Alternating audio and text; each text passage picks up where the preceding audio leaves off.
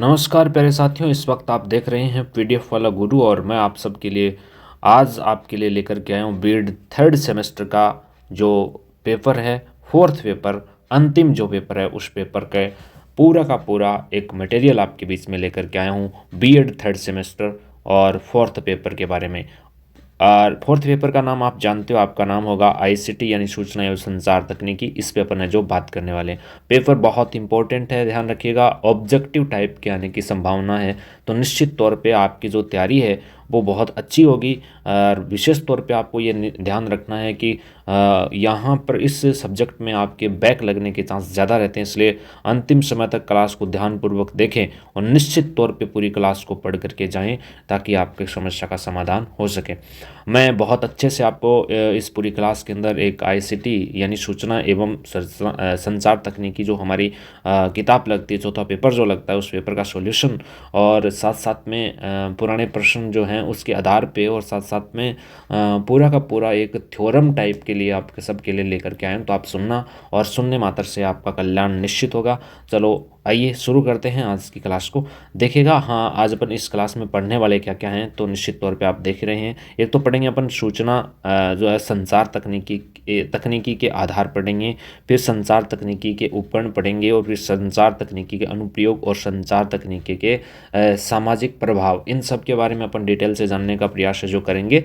निश्चित तौर पे अपने को बहुत सारी चीज़ें यहाँ पे देखने को मिलेगी। सबसे पहली बात तो ऑब्जेक्टिव टाइप की जो प्रश्न आते हैं उसमें हो सकता है कि आपको आईसीटी का ही फुल फॉर्म पूछ लिया जाए, तो निश्चित तौर पे आपको आईसीटी की फुल फॉर्म पता होनी चाहिए। इंफॉर्मेशन कम्युनिकेशन ऑफ टेक्नोलॉजी, यानी ये होती है सूचना संचार एवं तकनीकी या प्रौद्योगिकी, ये ध्यान रखना।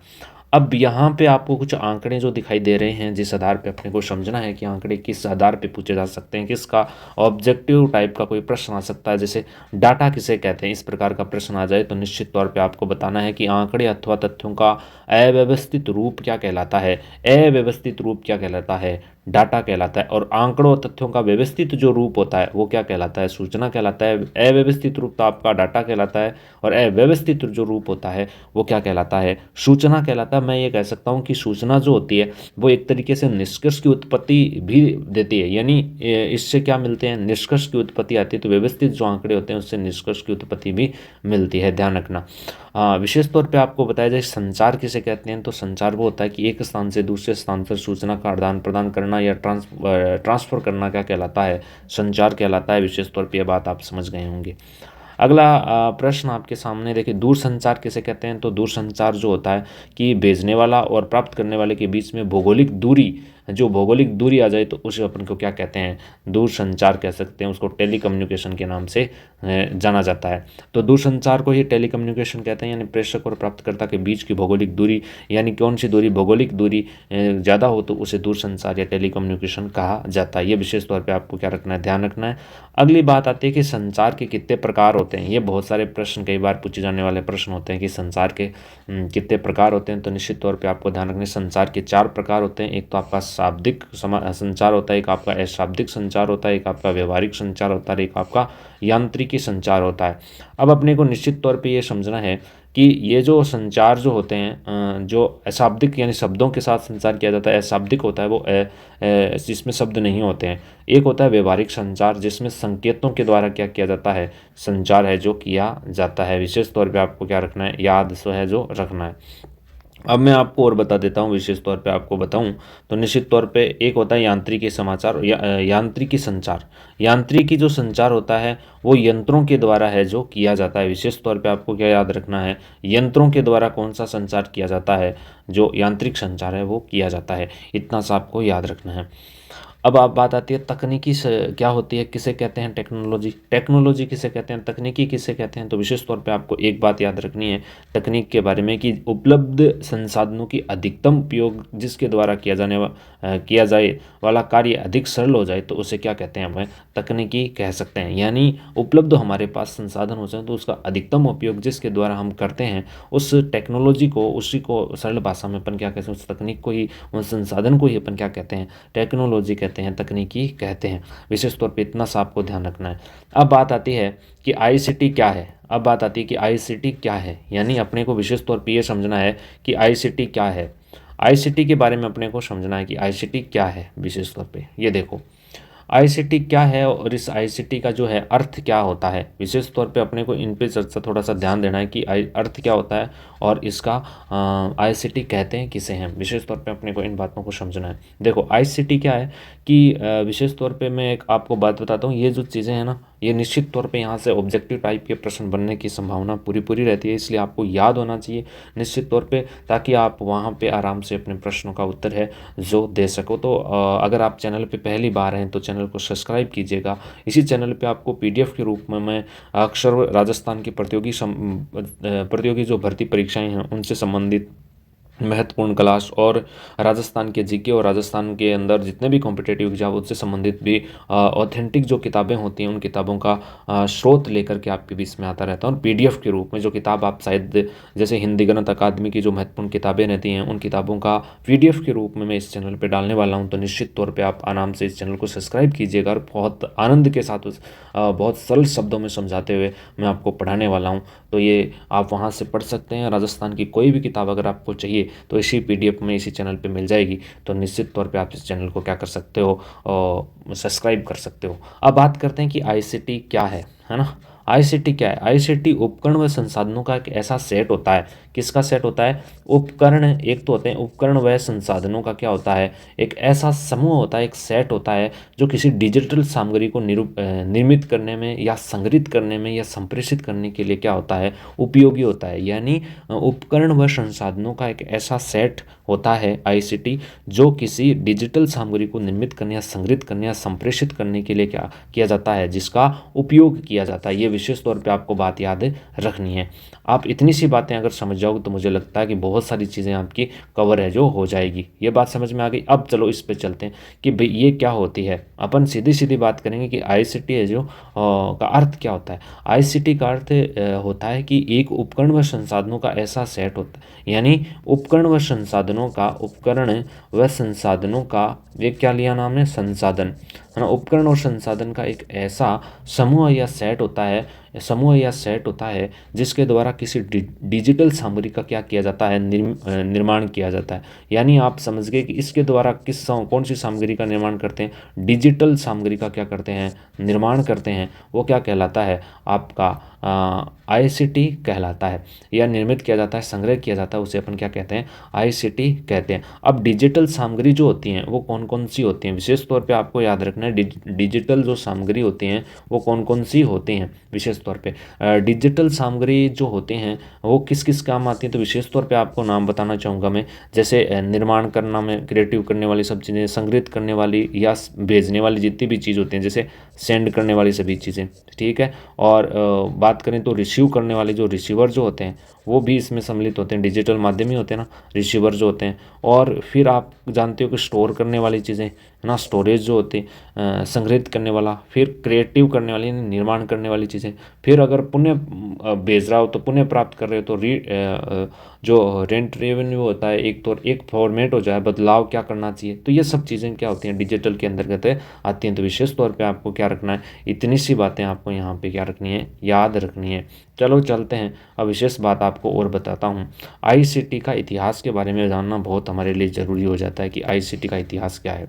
अगर आईसीटी का इतिहास आपको पता होगा तो वहाँ से ऑब्जेक्टिव टाइप के प्रश्न आएंगे, वो निश्चित तौर पे आप क्या कर पाओगे? हल कर पाओगे। तो ध्यान रखें आईसीटी का अर्थ क्या हो सकता है, इसे आपको समझना है। इतिहास क्या होता है उसके बारे में अपन पढ़ते हैं, दो चार बातों को और जान लेते हैं।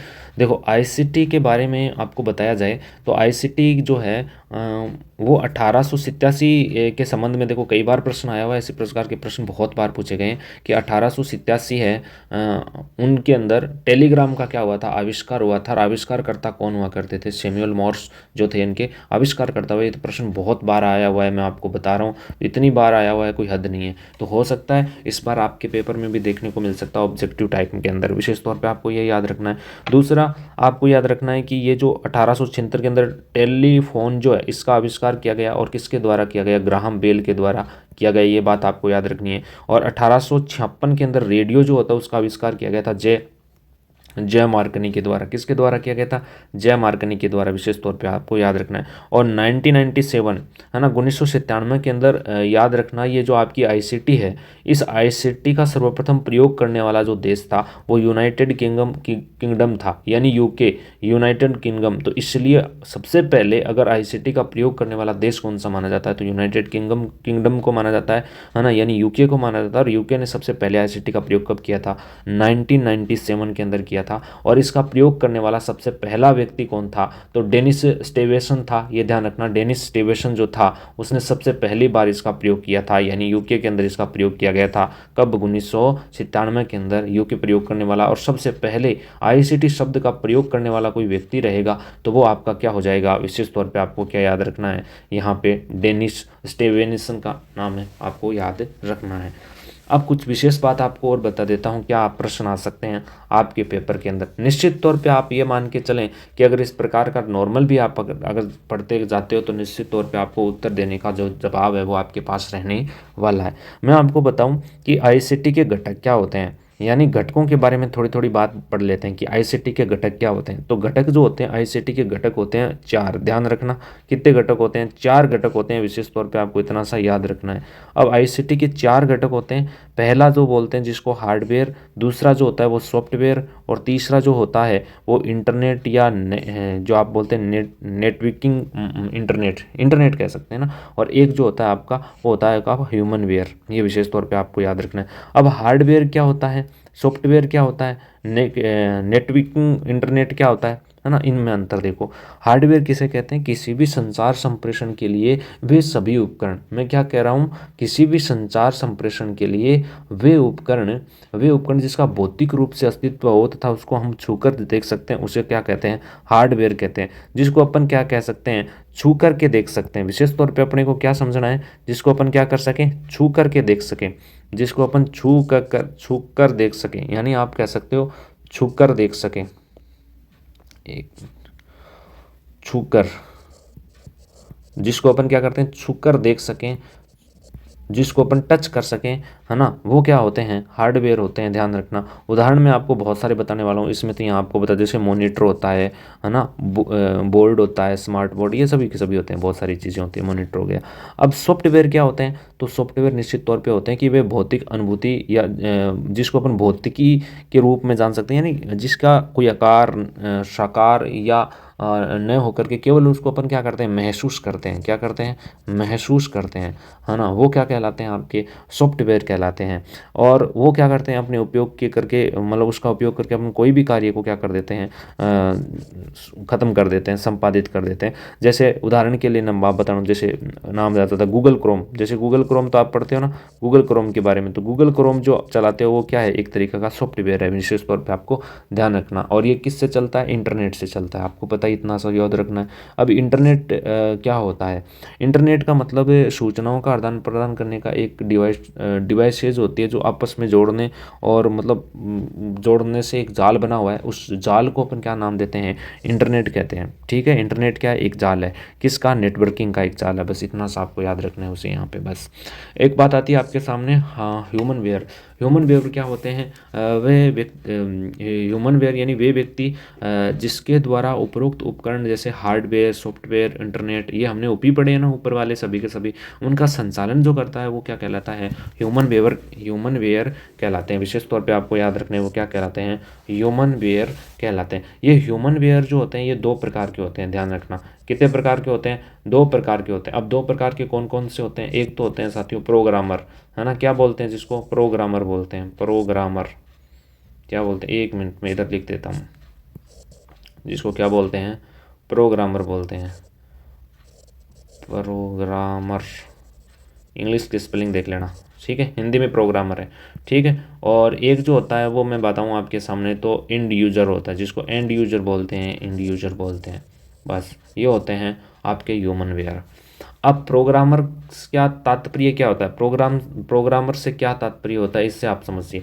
इस प्रोग्रामर से क्या तात्पर्य होता है, प्रोग्रामर का मतलब होता है कि कंप्यूटर से कार्य करवाने के लिए या कंप्यूटर को निर्देश देने के लिए और निर्देशों का एक समूह आपस में मिलाकर क्या बनाते हैं, एक समूह बनाते हैं, उस समूह को अपन क्या कहते हैं, प्रोग्रामर कहते हैं। प्रोग्राम जो होता है, जो प्रोग्रामर जो होता है वो एग्जीक्यूट होने के बाद जो होता है वो सॉफ्टवेयर होता है, यानी कंप्यूटर से कार्य करवाने के लिए निर्देश पहले से तय कर देना होता है ना। और उस निर्देश को लिखने वाला क्या कहलाता है, प्रोग्रामर कहलाता है। विशेष तौर पे आपको इतना सा याद है। और प्रोग्राम के द्वारा प्रोग्रामर जो होता है के द्वारा जो तैयार किया जाता है उसे को क्या कह देते हैं, सॉफ्टवेयर कह देते हैं। यदि हम केवल इसका उपयोग कर लेते हैं तो वो क्या कर लेते हैं, एंड यूजर हमारे लिए बन जाते हैं। अगर उस प्रोग्रामर का अपन यूज कर लेते हैं तो हमारे लिए क्या बन जाते हैं, एंड यूजर बन जाते हैं। जैसे मैं आपको उदाहरण दूं, विशेष तौर पे मेरे सामने एक उदाहरण मुझे याद आ रहा है, जैसे हम माफ़ी चाहेंगे साथियों। उदाहरण के रूप में आपको बताना चाहूँ, जैसे गूगल क्रोम है ना। जैसे मान लो मैं आपके सामने उदाहरण लेना चाहूँ, गूगल क्रोम का ही ले लेता हूँ। जैसे गूगल क्रोम जो होता है एप्लीकेशन जो है वो एक तरीके से किसी ने तैयार किया और निर्देशन उसमें लिखे, और जो निर्देशन लिखे तो वो क्या कहलाया, आपका प्रोग्रामर कहलाया। और बाद में आज हम उसको इंटरनेट के लिए उसके ऊपर सब चीज़ें देखने के लिए उपयोग कर रहे हैं, तो हमारे लिए क्या बन गया है, गूगल क्रोम है जो एक एंड यूजर है जो बन गया है। विशेष तौर पर इतना सा आपको याद रखना है, बस इतनी सी खास बात, उसको कोई खास बात नहीं है इसमें। अगला देखने, अब हमारे पास और भी कई क्या होते हैं, अन्य अन्य जो हमारे पास क्या होते हैं, अन्य वेयर भी होते हैं। अब वो कौन कौन से होते हैं, देखो विशेष तौर पे अपन तो एक तो बात करेंगे फ्रीमवेयर के बारे में, और एक बात करेंगे अपन जो विशेष तौर पे आपका नाम है स्काईवेयर के बारे में, और एक आप बात करोगे जो आपका मालवेयर के बारे में। इन दोनों के बारे में विशेष तौर पे आप जो पढ़ने वाले, यहाँ पे अपन इतना ही देखेंगे कि स्काईवेयर का क्या मतलब होता है ना, ये फ्रेमवेयर क्या होता है, मालवेयर क्या होता है। विशेष तौर पे अपने को इनके ऊपर ही अपने को क्या है, थोड़ा सा पढ़ना है और ध्यान देना है विशेष तौर पे, तो अपन याद रह जाएंगी तो बातें सब तैयार हो जाएंगी। वहाँ से कहीं से भी ऑब्जेक्टिव टाइप का प्रश्न है जो आ सकता है। विशेष तौर पे मैं आपको बताऊं तो फ्रेमवेयर क्या होता है। फ्रेमवेयर यदि कंप्यूटर का कोई भी, मैं इनके बारे में बता रहा हूँ आपको कि फ्रेमवेयर के बारे में, कि कंप्यूटर का कोई भी कंपोनेंट हार्डवेयर या सॉफ्टवेयर की तरह व्यवहार करता है तो उसको अपन क्या कहते हैं, फ्रेमवेयर। यानी कंप्यूटर का कोई भी कंपोनेंट अगर हार्डवेयर या सॉफ्टवेयर की तरह व्यवहार करता है तो वो क्या कहलाता है, फ्रेमवेयर कहलाता है। विशेष तौर पे आपको याद रखना है। यानी यहाँ पे निश्चित तौर पे एक तो आपका क्या आ जाएगा, हार्डवेयर आ जाएगा विशेष तौर पे हार्डवेयर, और एक आपका क्या आ जाएगा, सॉफ्टवेयर आ जाएगा। ध्यान रखना, सॉफ्टवेयर और हार्डवेयर ये दोनों चीज़ें। हाँ, अब ये क्या होता है, स्काईवेयर है ना। स्पाईवेयर क्या होता है, स्पाईवेयर क्या होता है ये ध्यान रखना। इसे जैसे मान लो मैं आपको बताऊं कि किसी की गतिविधि पर अगर अपन को गुप्त निगरानी रखनी है तो उसके लिए अपन क्या करते हैं, स्पाईवेयर का उपयोग करते हैं। ये लाभदायक भी होते हैं और ये हानिकारक भी होते हैं। विशेष तौर पे गलत मानसिकता वाले व्यक्ति में समाज की बचाया जा सकता है इससे, यानी सोशल साइट्स के उपयोग करके है ना। और किसी व्यक्ति की निजता को भंग करते व्यक्तिगत बातों को निगरानी रखेंगे तो वो हमारे लिए क्या हो जाती है, हानिकारक हो जाती है। तो विशेष तौर पे अपने लिए क्या स्पाईवेयर जो होते हैं वो लाभदायक भी होते हैं और हानिकारक भी होते हैं। ये कोई ना कोई गुप्त सूचना के रूप में, गुप्त बात की निगरानी रखने के लिए जो है इसका प्रयोग है जो किया जाता है। विशेष तौर पे अपने को इतना सा तो इसके बारे में क्या रखना है, याद है जो रखना ही रखना है। अब आ जाओ आगे, मालवेयर क्या होते हैं है ना। मालवेयर के बारे में देखें, कंप्यूटर की कार्य क्षमता को नकारात्मक रूप से प्रभावित कर देते हैं ना, उसको अपन क्या कहते हैं, मालवेयर कहते हैं। आप बहुत सारी बातों को समझ जाओगे उसको पूरा पढ़ने के बाद। देखो मालवेयर ने भी मैंने बताया कि कंप्यूटर की जो कार्य क्षमता होती है उसको नकारात्मक रूप से प्रभावित कर देता है, वो होता है मालवेयर। और कंप्यूटर की कार्य क्षमता को सकारात्मक तरीके से बढ़ा देता है, वो होता है आपका सॉफ्टवेयर। देखो सकारात्मक रूप से कंप्यूटर की कार्य क्षमता को बढ़ा देता है ना, बढ़ा देता है वो तो क्या होता है, सॉफ्टवेयर। और घटा देता है वो क्या कहलाता है, आपका मालवेयर कहलाता है। ठीक है ये धन। और ये जो मालवेयर होते हैं ये प्रोग्रामों का एक दूषित समूह होता है, प्रोग्रामों का एक गलत समूह होता है जिसमें कंप्यूटर की कार्य क्षमता को क्या कर देते हैं, घटा देते हैं। और मूलतः ये कितने रूप प्रकार के हो सकते हैं, 3 प्रकार के बताए गए हैं। कितने प्रकार के होते हैं, 3 प्रकार के होते हैं। मूलतः ये कितने प्रकार के बताए गए हैं, 3 प्रकार के बताए गए हैं। अब कौन कौन से 3 प्रकार हैं, विशेष तौर पर एक तो आप कह सकते हो वायरस है ना, और एक आप कह सकते हो वारम, ठीक है, और एक आप कह सकते हो टार्जन, ठीक है, टार्जन हार्स। ठीक है, ये ध्यान रखना, ये 3 चीज़ होती हैं, ये मालवेयर होते हैं।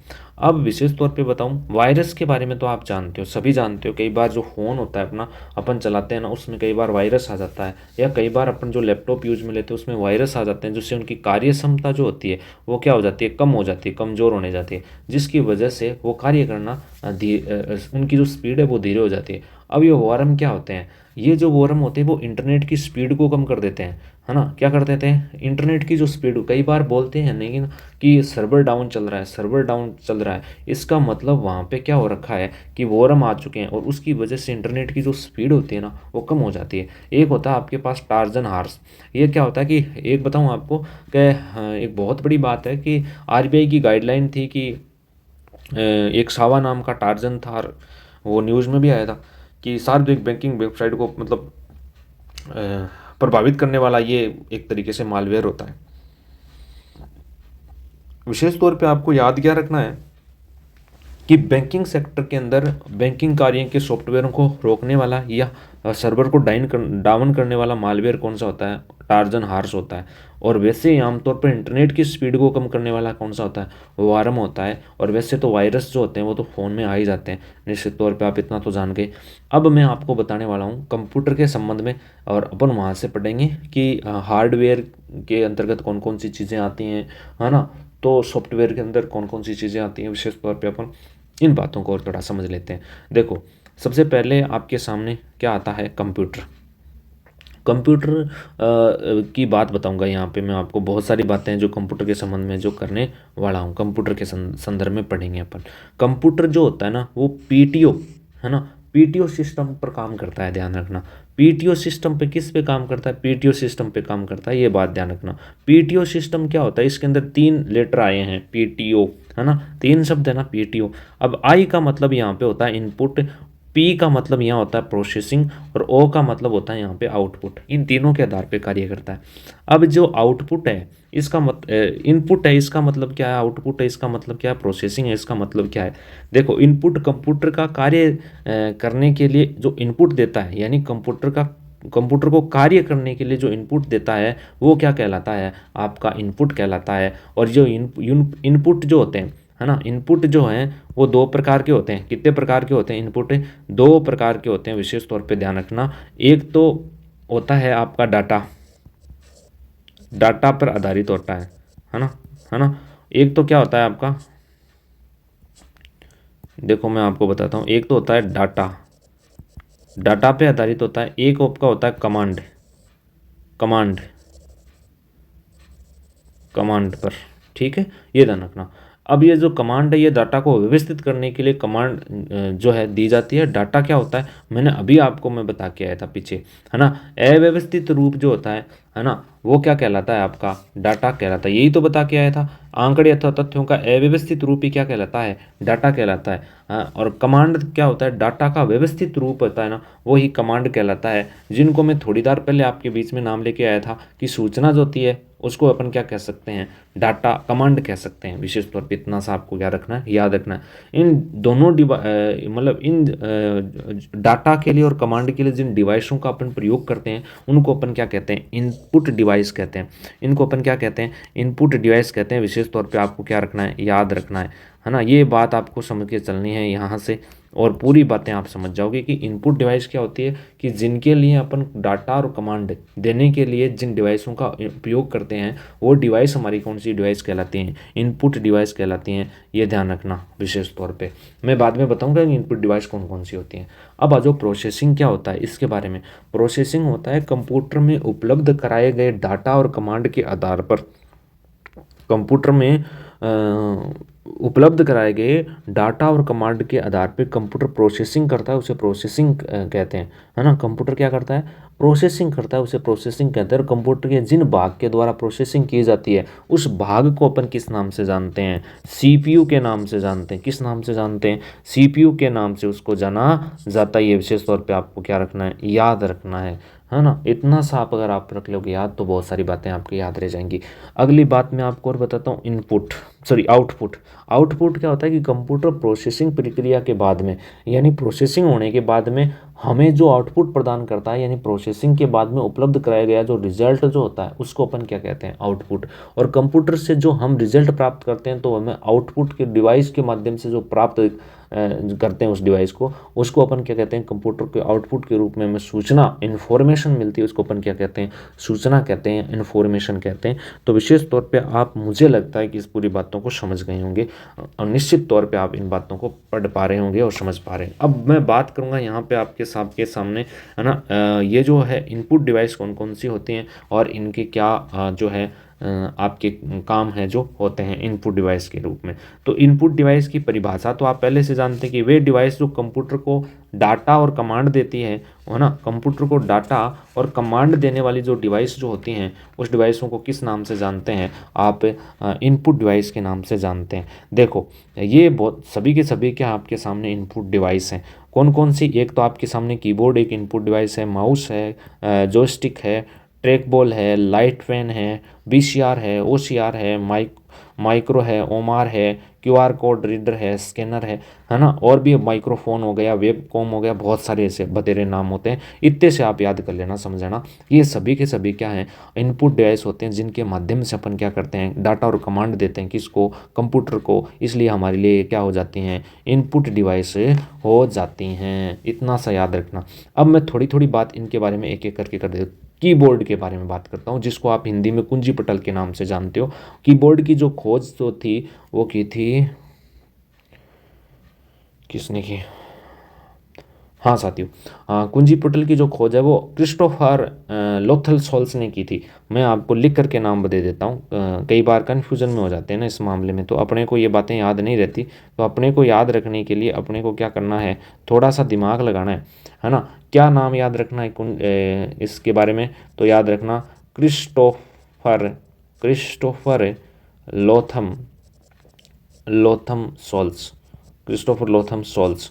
इस व्यक्ति के द्वारा कीबोर्ड की क्या की गई थी, सबसे पहले खोज की गई थी, है ना। इसके नाम पर ही नाम रखा गया था, कीबोर्ड का नाम क्या रखा गया था, क्योरिटी रखा गया था। मतलब क्या रखा गया था, क्योवेटर रखा गया था, यानी क्योवेटर रखा गया था, इस प्रकार का एक नाम था वो रखा गया था। तो विशेष तौर पे ध्यान रखना, क्यों क्योवेटर नाम क्यों रखा गया, देखो इसके नाम पर ही रखा गया। जैसे आप कीबोर्ड देखते हो ना, उसके ऊपर वाला जो लाइन होती है, उस लाइन के अंदर आप निश्चित तौर पे देखोगे तो विशेष तौर पे आपको ये अक्षर मिलेंगे देखने की, क्यू डब्ल्यू और ERTY, ये नाम आपको देखने को मिल जाएगा वहाँ पे, विशेष तौर पे देखोगे तो, है ना।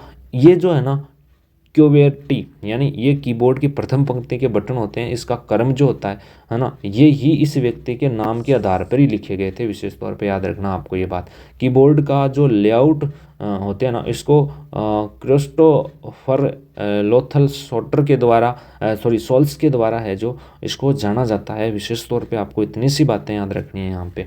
अब लेआउट जो होते हैं ना कंप्यूटर के अंदर, है ना, वो जो होते हैं वो 3 प्रकार के होते हैं। वैश्विक स्तर की मैं बात करूँ तो वो बहुत सारे डिफरेंस बातें आ गई। नॉर्मल तौर पे मैं बहुत आगे बढ़ जाऊँगा, फिर अलग बात रह जाएगी। नॉर्मल से आपको बताऊँ तो कीबोर्ड जो होता है उसकी पहली पंक्ति में QWERTY शब्द होते हैं, और कीबोर्ड जो होते हैं उसमें बटनों की जो संख्या होती है टोटल 104 संख्या होती है। विशेष तौर पे आपको ये बात होती है, यानी कितनी की होती हैं, 104 की होते हैं। वैसे तो इनकी संख्या 120 होती हैं, कितनी होती हैं, 120 भी हो सकती हैं अधिकतम, लेकिन निम्नतम संख्या एक कीबोर्ड के ऊपर बटनों की जो होती है वो 104 होती है। विशेष तौर पे आपको याद रखना है। कीबोर्ड जो होते हैं, है ना, उनका जो प्रथम बटन जो होते हैं वो आप हमेशा उसका क्या नाम होता है, प्रथम बटन जो होता है उस बटन का नाम क्या होता है, जो नाम होता है ESC नाम होता है, ऐसे से नाम होता है, जिसको आप स्काई की बोलते हैं, है ना, या स्काई पी बोलते हैं। ये ध्यान रखना, है ना। ये आपको मतलब कहीं से भाग जाने के लिए उसको स्काइप कर देते हैं। जैसे मान लो कंप्यूटर चल रहा है, कोई साइट आपने खोल रखी है, कोई आ जाता है तो उस चीज़ को आप क्या करते हो, स्काइप कर देते हो। उस बटन को जैसे ही क्लिक करते हो तो वो चीज़ क्या हो जाती है, स्काइप हो जाती है। वहाँ से आप क्या कर जाते हो, फ्लाइन कर देते हो। या कंप्यूटर की कोई प्रोसेसिंग चल रही है, उसको बीच में रोक करके आप वहाँ से बाहर निकल जाते हो। उस प्रोसेस को अपन क्या करते हैं, स्काइप बटन होता है। एक साइड में सबसे पहला बटन होता है कंप्यूटर का, जो के अंदर जो कीबोर्ड होता है उसका, ये ध्यान रखना, विशेष तौर पर आपको याद रखना है। हाँ, अब कीबोर्ड का सबसे बड़ा बटन जो होता है ना वो कौन सा होता है, तो मैं आपको बता दूं, बड़ा बटन जो होता है वो जो होता है उसका नाम होता है स्पेस बार। स्पेस देते हैं ना सबसे बीच में, आपने कीबोर्ड तो देखा ही होगा, वो सबसे बड़ा बटन होता है, ये आपको याद रखना है। और कीबोर्ड का सबसे महत्वपूर्ण बटन जो होता है ना वो आपसे पूछे तो आप यहाँ बता देना, जो इंटर बटन होता है, ओके बटन जिसको बोलते हैं, इंटर देते हैं एक साइड में जैसे दबाते हैं इंटर, है ना, तो वो आपका कौन सा होता है, कीबोर्ड का बटन होता है। कीबोर्ड में फंक्शनों की जो संख्या होती है वो 12 होती है। फंक्शनी बटन जो होते हैं उसकी संख्या कितनी होती है, 12 होती है। और फंक्शन की होती हैं वो F1 F2 F3 इस प्रकार से कितनी संख्या होती है, 12 होती हैं, ध्यान रखना। जिनमें से F1 होती है वो हेल्प के लिए होती है, F5 होती है जो रिफ्रेश के लिए होती है, F7 जो होती है वो आपके स्पेलिंग या कोई ग्रामर संबंधी एरर आपके आ जाता है उसको चेक करने के लिए वो की है जो होती है, ये ध्यान रखना। इतनी सी बात अगर आपको याद है तो निश्चित तौर पे आप याद रख लोगे। मैंने बहुत सारी बातें हैं जो बता दी कंप्यूटर के बारे में, लेकिन फिर भी आपको क्या क्या बात बताऊँ, बहुत सारे बटन होते हैं, जैसे संयोजन की कितनी होती हैं, 6 होती हैं। कोई पूछे आपसे तो संयोजन की संख्या 6 बता सकते हो, जैसे कंट्रोल प्लस, है ना, आप आल सेलेक्ट कर देते हो ए दबाने के साथ ही, शिफ्ट दबा करके आप ए कर देते हो तो आपके अक्षर जो है बड़े हो जाते हैं। तो एक आपके पास आल्ट अक्षर होता है, एल्ट और F4 दबाने के बाद आपके जो है ना करंटली विंडो, जो विंडो की जो क्लोज कर देते हो उस चीज़ को दबाने के लिए आप किसका प्रयोग करते हो, Alt+4 F4 की जो की है उसका प्रयोग करते हो। तो बहुत सारे होते हैं। कैप्स लॉक एक का भी बटन होता है जिसको ऑफ ऑन करने से आपकी जो 1 2 3 वाली संख्या वो चालू हो जाती है और कई बार बंद हो जाती है, और ऊपर एक ग्रीन बत्ती भी वहाँ पे ऑन हो जाती है। एक नम लॉक होता है कीबोर्ड के अंदर, जो नम लॉक होते हैं उसके अंदर ऊपर नाम लिखे होते हैं। नम लॉक होते हैं उसकी संख्या की अगर मैं बात करूँ तो उनकी संख्या तो आप जानते हैं, बेसिक रूप से आप पढ़ते हैं 10 संख्या होती है, 1 से लेकर के 0 तक के अंक होते हैं जिसको आप नम अंक के नाम से जानते हो। एक स्क्रॉल लॉक की होती है जिसको स्क्रॉलिंग के लिए आप क्या करते हो, उपयोग करते रहते हो। जैसे मैं आपको यहाँ पे कीबोर्ड दिखाना चाहूँ तो निश्चित तौर पे आपको दिखाऊंगा, देखो ये तो है इधर कीबोर्ड दिखाऊं तो आपको यहाँ यहाँ से आप समझ सकते हो। एक मिनट रुको तो सही आप,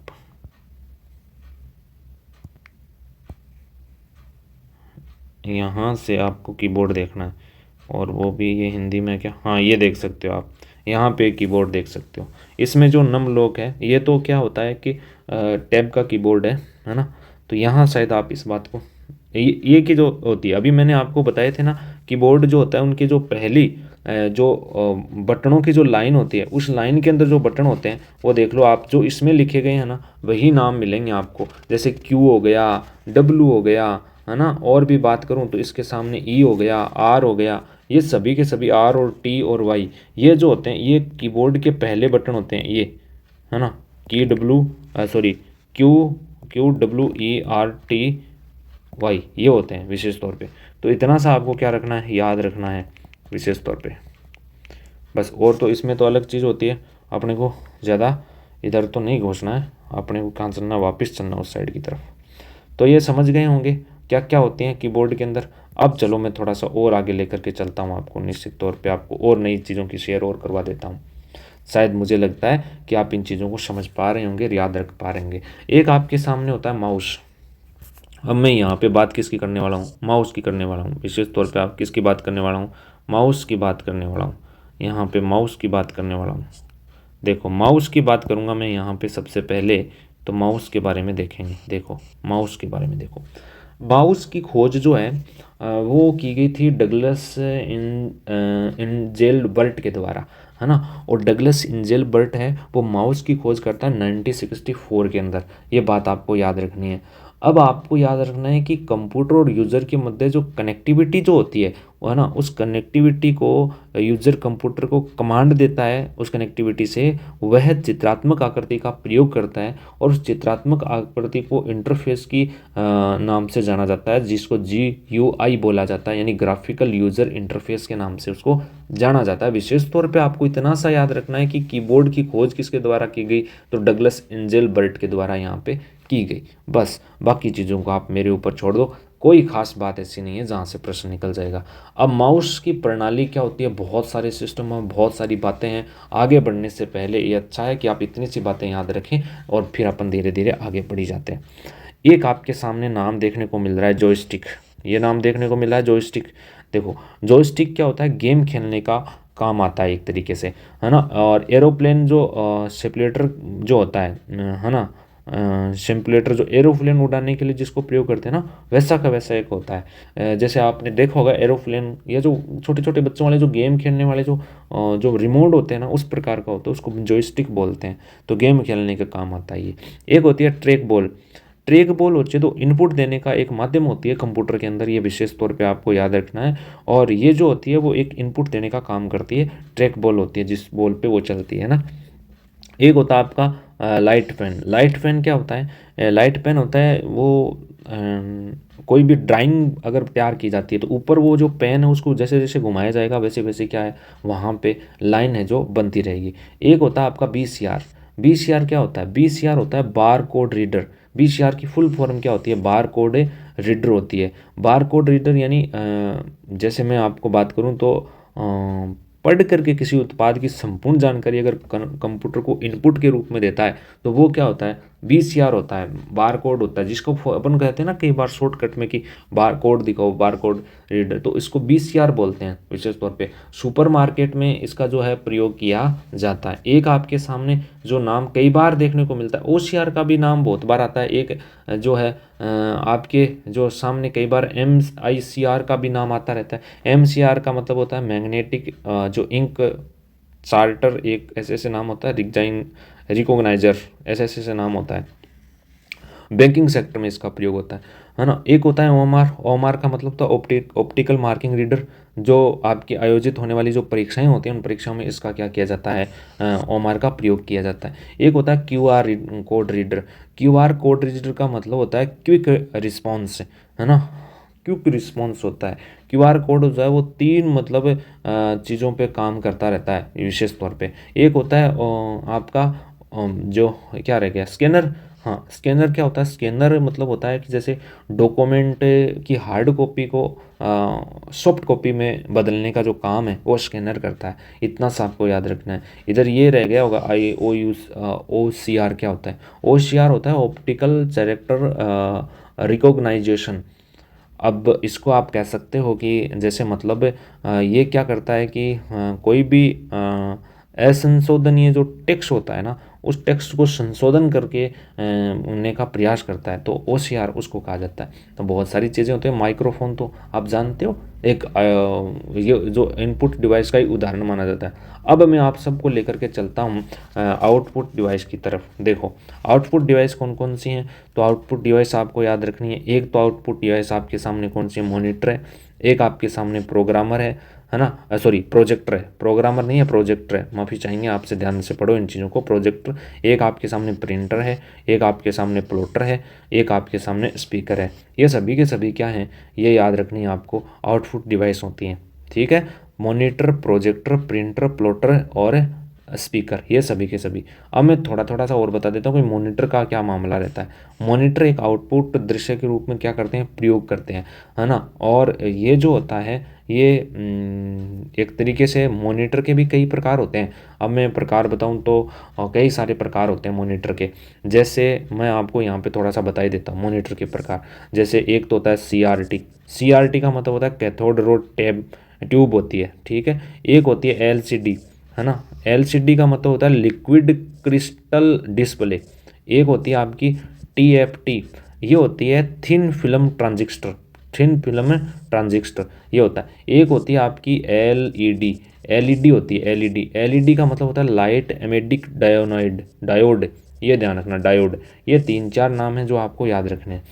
अब इतनी बातों को याद करने के बाद मुझे लगता है कि शायद आप आराम से इन चीज़ों को कर पाओगे। और ये सब चीज़ें हैं जो चलती रहती हैं, और इतना सा याद कर लोगे तो निश्चित तौर पे आप पेपर में बेड़ा पास हो जाएगा। अब मैं थोड़ा प्रोजेक्टर की तरफ चलता हूँ। देखो प्रोजेक्टर किसे कहते हैं? प्रोजेक्टर जिसको हिंदी में आप कह सकते हो, ये क्या बोलते हैं हिंदी में इसको, प्रक्षेपण यंत्र बोलते हैं। इनका जो प्रयोग है वो मॉनिटर पर प्रदर्शन होने वाले जो विषय वस्तु जो होती है, कंटेंट जो होता है वो बड़े आकार में प्रदर्शित करने का प्रयास है जो प्रोजेक्टर है जो करता है। बस इतना सा याद रखना। और प्रोजेक्टर के भी बहुत सारे रूप होते हैं, जैसे डायोस्कोप, एपिस्कोप, एपियोडायोस्कोप, है ना। ये जगह 4 नाम बोले इनमें 3-4 नाम है। भी इंगा ही प्रकार है प्रोजेक्टर का ही। जी हाँ, LCD, LED, LCP, ये भी प्रोजेक्टर है। ये तीनों मतलब जगह काम है, ये कंप्यूटर संबंधित प्रोजेक्टर है। बस इतना सो थाने याद रखना। कई बार थाने में ध्यान बताऊँ, LCD को नाम कई बार पूछ लियो जा सके। LCD में थाना भी बताऊँ फुल फॉर्म हो liquid crystal display, liquid crystal display, LCD को फुल फॉर्म हुआ है। और LED जो की हुआ है, LED की फुल फॉर्म हुआ है लाइट जो क्रिस्टल तो मैंने क्या बताया अभी, LCD के बता दी ना आपको, लिक्विड क्रिस्टल और डिस्प्ले। और इसके बाद LCD होगी LED को देखो, LED हो जाएगी लाइट, LED की हो जाएगी आपके सामने लाइट इमिथिंग डायोड डायोड, यानी LED की क्या हो जाएगी, लाइट इमिथिंग डायोड हो जाएगा। बस इतनी से आपको याद रखना है, और तो कुछ खास है नहीं इसमें। बाकी आप इतना सा याद कर लेते हो तो अब देखो आगे चलते हैं। ये तो ऐसी बहुत सारी ऐसी भी डिवाइस हैं जो दोनों के रूप में काम आती हैं, जैसे इनपुट के रूप में भी काम करती है और आउटपुट के रूप में भी काम करती हैं। अब वो कौन कौन सी डिवाइस हैं जो इनपुट के रूप में भी काम करती हैं और आउटपुट के रूप में भी काम करती हैं? उससे पहले मैंने आपको प्लॉटर के बारे में, प्रिंटर के बारे में भी कई जो बातें हैं शायद आप नॉर्मल से पढ़ के जाओगे तो पढ़ जाना कि प्रिंटर जो होते हैं वो दो प्रकार के होते हैं। एक तो आपका होता है इम्पैक्ट प्रिंटर, एक होता है आपका non impact printer. Impact printer जो होता है वो तो मतलब है दबाव के साथ काम करता है, और ये जो इम्पैक्ट नॉन इम्पैक्ट प्रिंटर जो होता है वो बिना दबाव के साथ काम करता है। दबाव को मतलब है थोड़ी प्रिंटर की स्पीड बहुत कम होती है, आवाज़ बहुत ज़्यादा करेगा, वो तो होगा इम्पैक्ट, गुणवत्ता भी कम आएगी, है ना। और नॉन इम्पैक्ट होता है वो आवाज़ भी कम करता है, गुणवत्ता भी अच्छा रखता है, उसमें खूब सारे होते हैं लेज़रों कार, इंकजेट कार, थर्मल कार, इन सब का उसमें प्रयोग होता है भाई। तो वो जो आपका आता है, और ये सभी आप जानते हो बहुत भारी भरकम आवाज़ करते हैं प्रिंटर, वो कौन से प्रिंटर होते हैं, इम्पैक्ट प्रिंटर होते हैं विशेष तौर पे। तो प्रिंटरों के बारे में तो खूब सारी बातें हो जाती हैं। वो प्रिंटर की गति को मापने का जो होता है ना वो PPI होता है, जिससे मात्रक जो होता है। बहुत सारी बातें हैं, क्या ही बताया जाए आपको, पर आप इतना सा याद करो, बस इतना सा। प्लॉटर के बारे में और बात तो बता देता हूँ। प्लॉटर जो होता है वो सड़कों की साइड में जो आप विज्ञापन देखते हो ना, बड़े बड़े पोस्टर या बैनर लगे होते हैं, और वो मतलब जैसे ही मतलब उस पर लाइट पड़ती है तो वो बिल्कुल HD के रूप में दिखने लग जाते हैं, चित्रात्मक आकृति दिखाई जाती है, वो होते हैं आपके प्लॉटर होते हैं। ध्यान रखना, प्लॉटर जो होते हैं ना वो मतलब इस प्रकार के प्रिंट किए हुए होते हैं उस पर। जैसे आप अभी जो टोल प्लाजा पे जाते हो तो बहुत बड़े बड़े एकदम बोर्ड लगे होते हैं जिस पे लाइट पड़ने से बहुत सुंदर तरीके से दिखने लग जाता है, वो आपके प्लॉटर होते हैं विशेष तौर पे। इतना से याद रख। एक स्पीकर भी एक इनपुट और आउटपुट दोनों डिवाइस है, जो इनपुट भी करता है और आउटपुट भी करता है। बस इतनी सी बातें आपको याद रखनी है। सॉरी, क्या बता दिया मैंने, देखो स्पीकर जो होता है वो एक तरीके से मैंने कहा कि अभी अभी तो मैंने ये पढ़ाया नहीं, आउटपुट डिवाइस है, इनपुट और आउटपुट है, उनमें कौन कौन सी। तो उसमें तो एक तो आ जाएगा आपकी टच स्क्रीन, एक आपका आ जाएगा मॉडेम, एक का आ जाएगा फैक्स। फैक्स का पूरा नाम तो आप याद रखना फेस मिल होता है, ध्यान रखना फेस मिल इसका पूरा जो नाम होता है वो मैं आपको फिर बता रहा हूँ। इसका पूरा नाम जो होता है वो याद रखना क्या होता है, फेस मिल होता है, फेस मिल इसका जो नाम होता है विशेष तौर पे, ये आपको याद रखना है। पुराना समय में व्हाट्सअप था, ये एक तरीके का पुराने समय में व्हाट्सअप ही हुआ करता था बस, और क्या। और एक है memory card and pen drive जो होते हैं, ये सभी के सभी इनपुट और आउटपुट डिवाइस के उदाहरण दे सकते हो, तो दोनों काम करते हैं। अब मैं आपके सामने आपको बताऊं कि मेमोरी क्या होती है और मेमोरी के क्या क्या प्रकार हो सकते हैं। तो मेमोरी जो है दो प्रकार की होती है। एक तो आपकी जो मेमोरी होती है उसको अपन प्राइमरी मेमोरी कहते हैं, और एक आपकी जो मेमोरी होती है उसको सेकेंडरी मेमोरी कहते हैं। प्राइमरी जो मेमोरी होती है उसको अपन प्राथमिक संग्रहण सूची बोलते हैं, और जो सेकंड मेमोरी होती है उसको अपन द्वितीयक संग्रहण सूची है जो बोलते हैं। विशेष तौर पे आपको बताऊं, अब मैं यहाँ पे आपको बताऊं जो प्राइमरी मेमोरी जो होती है वो कंप्यूटर की कार्य संरचना को मतलब जो कार्य संचालन जो होता है उसका काम है जो प्राइमरी मेमोरी है जो करने का काम करती है। ये विशेष तौर पे आपको क्या याद रखना है, प्राइमरी मेमोरी का काम होता है, इसका कार्य संचालन में प्रयुक्त होती है। और ये दो प्रकार की होती है, एक तो होती है रोम और एक होती है रैम और रोम, ठीक है।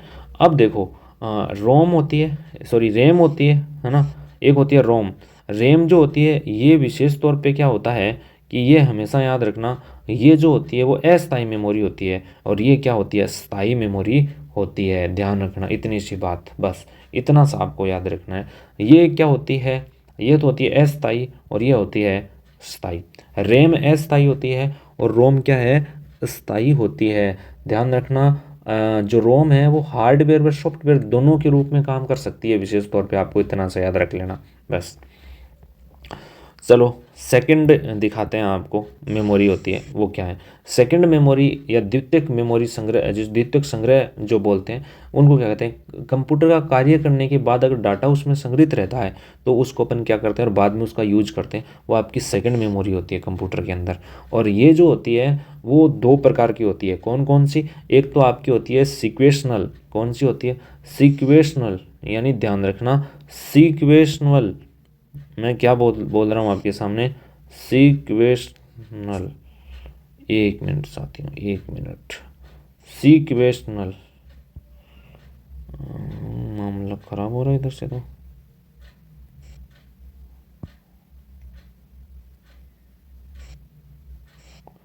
सीक्वेशनल मेमोरी,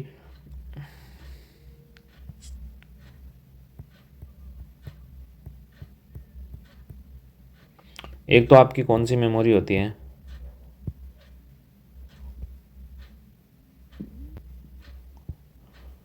देखो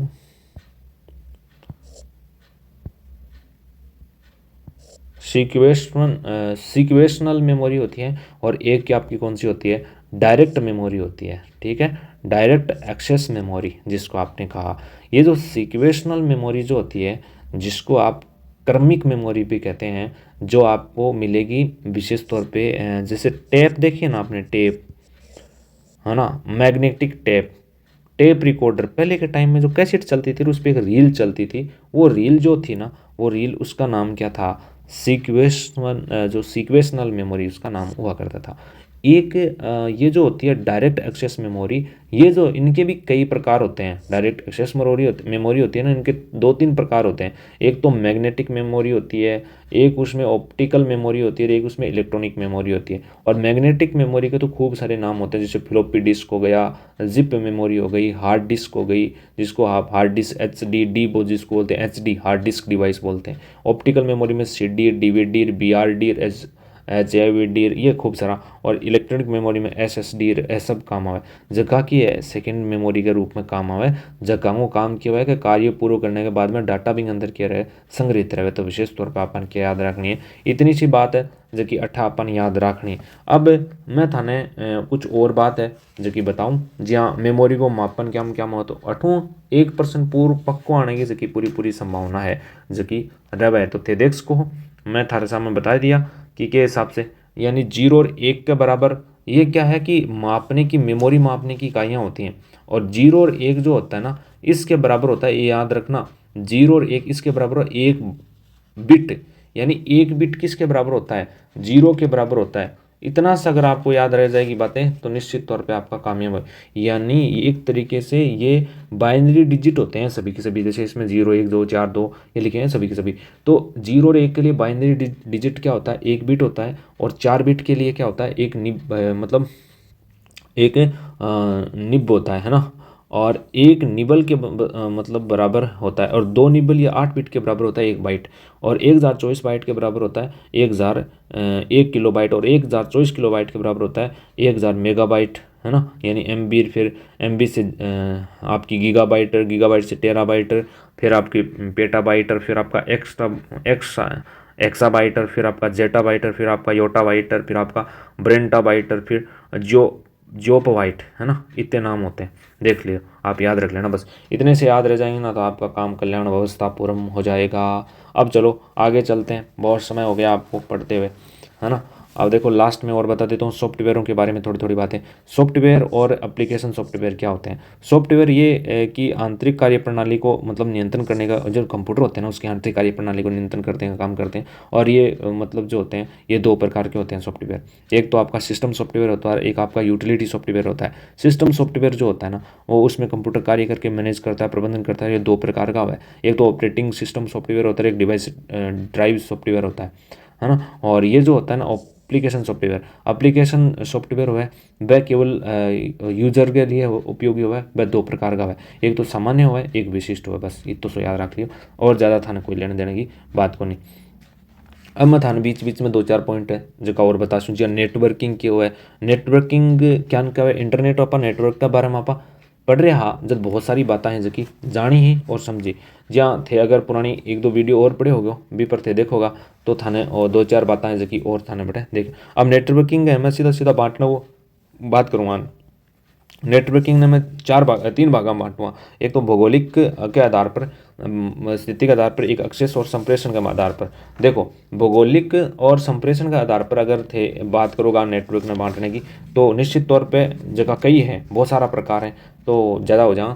मुझे लगा आज की क्लास बहुत बड़ी होगी, 55 मिनट से ज़्यादा चल रही है तो कई सारी बात हो जाए, लेकिन फिर भी मैं थाने एक एक दो करके नाम बता दूँ। जहाँ नेटवर्क हुआ है, जहाँ भौगोलिक क्षेत्र के आधार पर नेटवर्क की बात करा तो कई प्रकार, जहाँ पेन, ठीक है जी हाँ, लेन फिर बात करा तो कैन, ये कई नाम हो ऐसे pen, lane, can, man, van, इस प्रकार के होते हैं। एक्सेस जो होते हैं वो जो होते हैं वो तो आपके जैसे मतलब इंटरनेट हो गया यार, एक्सट्रोनेट हो गया यार, बस ये सभी के सभी हो जाएंगे। और संप्रेषण के माध्यम पर वायरलेस और वायर वाले, है ना। वायर डेड वाले होते हैं, वायर डेड मतलब इसमें तार का प्रयोग होता है निश्चित तौर पे। और ये वायरलेस इसमें संचार, वायरलेस यानी इसमें संचार के मतलब जो होता है वो तरंगों के माध्यम से होता है। बस इतना सा आपको याद रखना, ये नेटवर्किंग वाला सिस्टम है पूरा का पूरा। तो ये क्लास काफ़ी लंबी हो गई, मुझे लगता है कि इनमें से प्रश्न आएगा तो आप निश्चित कर लेना। अगली वाली क्लास आप जरूर देखना। नेक्स्ट एक क्लास इस पर और पड़ी है, वो क्लास आप जरूर देखें। ये तो केवल सामान्य बात थी जो मैंने पूरी बताने का प्रयास किया। अब वहाँ से आप क्या एक क्लास और देख सकते हो जिसमें पूरी बातें मैंने समझाई है।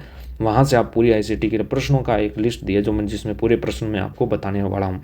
तो आप अपने हिसाब से थोड़ा सा क्या है पढ़ें और समझें बातों को, और अपने हिसाब से क्या है कि थोड़ा सा याद करने का इसको भी क्या करें प्रयासरत रहें, ताकि आपको सब बातें क्या रहें याद रहें। अगर सब बातें याद नहीं रहेंगी तो फिर क्या ही कर पाओगे। तो विशेष तौर पे आपको याद रखनी है ये B.Ed 3rd सेमेस्टर चौथा पेपर आप सबके लिए बहुत अच्छा सिद्ध हो।